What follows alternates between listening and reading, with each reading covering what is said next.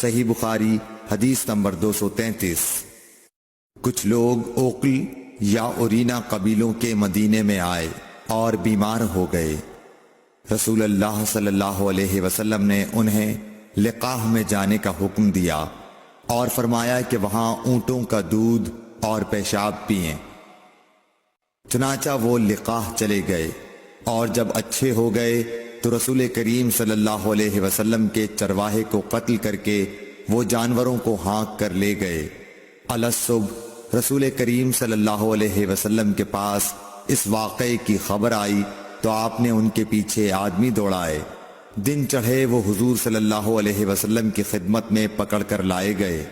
آپ کے حکم کے مطابق ان کے ہاتھ پاؤں کاٹ دیے گئے اور آنکھوں میں گرم سلاخیں پھیر دی گئیں اور مدینے کی پتھریلی زمین میں ڈال دیے گئے۔ پیاس کی شدت سے وہ